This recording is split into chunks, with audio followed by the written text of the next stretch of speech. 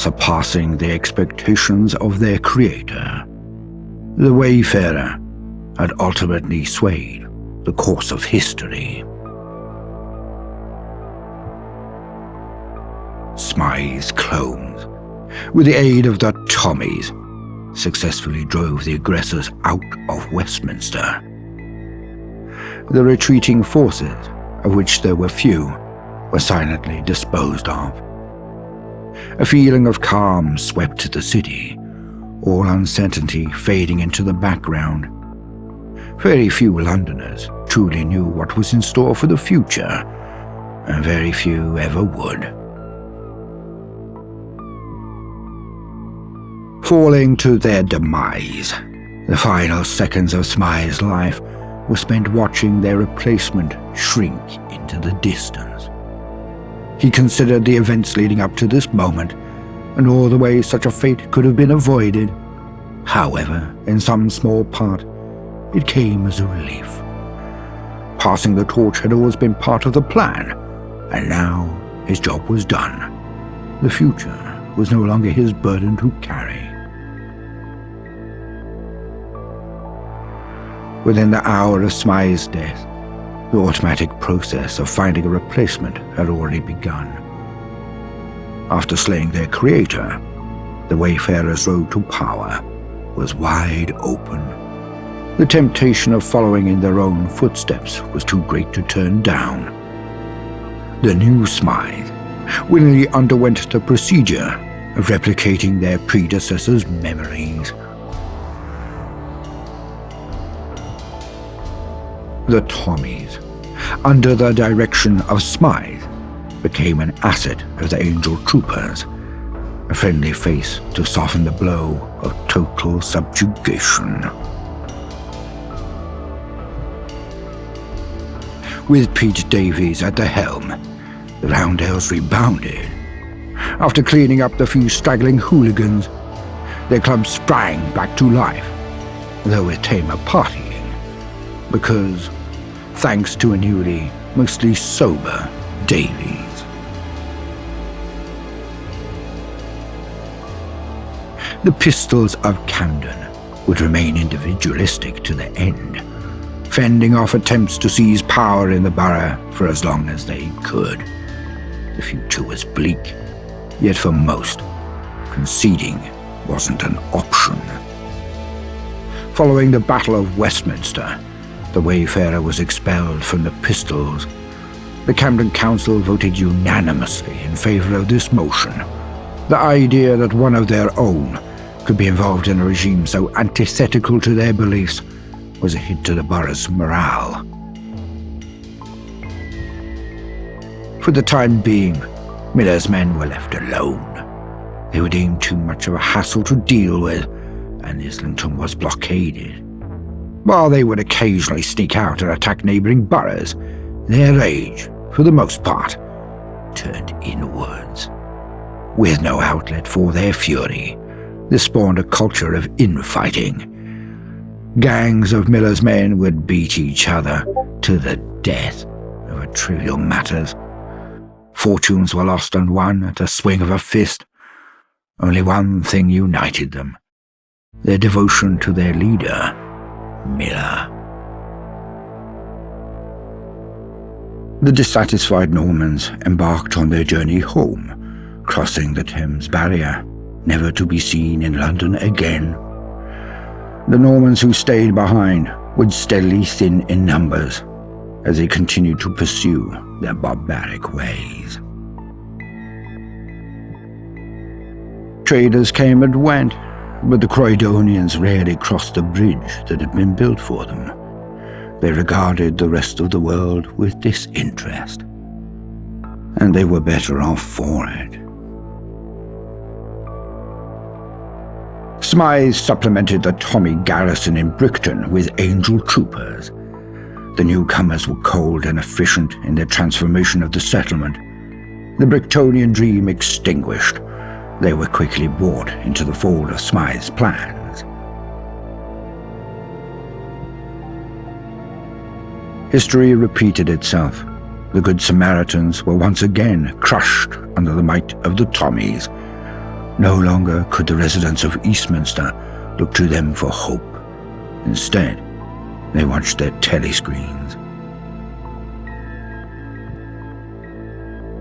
The gentry celebrated their perceived victory over the invading forces, believing they had established definitive control over the city. In reality, the process in which their liberties would be stripped away had only begun. According to Smythe's vision, they were to be the tools through which Parliament controlled the proletariat.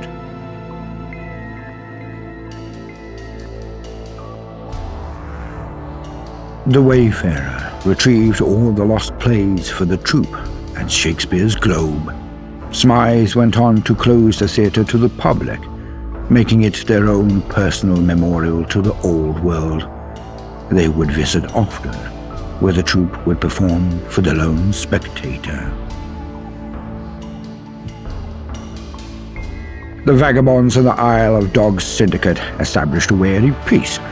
Though true trust could never be established, the streets at least were more free of violence. Eventually, it became the new norm, and the times of constant warfare were looked back on as a red day, not to be revisited. The Thamesfolk disappearances, thanks to the Wayfarer's efforts, stopped almost entirely. Through time, wounds healed, and the Thamesfolk finally began to climb out of their tunnels and sewers. Archie had finally found his place in the world beside the Wayfarer. Half sidekick, half friend. They were inseparable for the rest of their days. He never stopped adventuring, his sharp tongue getting him into trouble that he always barely squeaked out of. Kira continued her pursuit of treasure through the capital, always seeking greater and more daring gains. But though riches greased her palms, it was never enough, and so she decided to leave London, endeavoring to explore beyond the capital.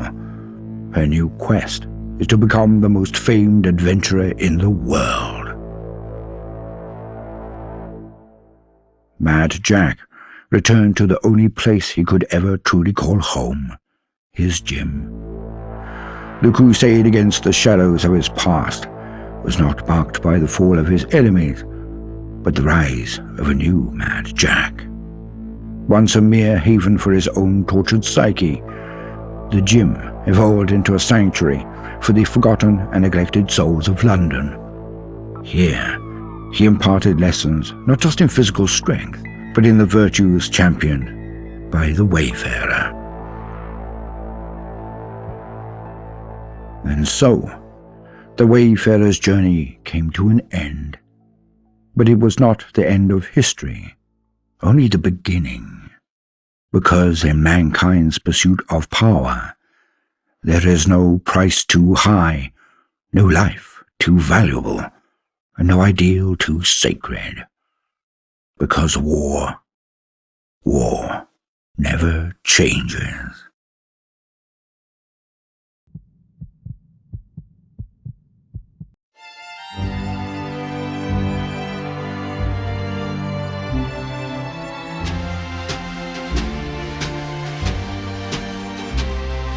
We'll meet again.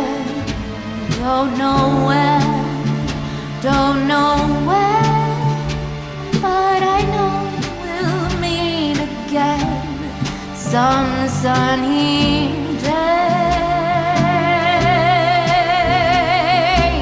Keep smiling true, just like you always do, till the blue skies drive the dark clouds far away.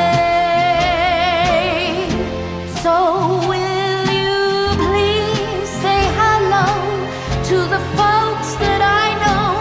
Tell them I won't be long. They'll be happy to know that as you saw me go, I was singing this song. When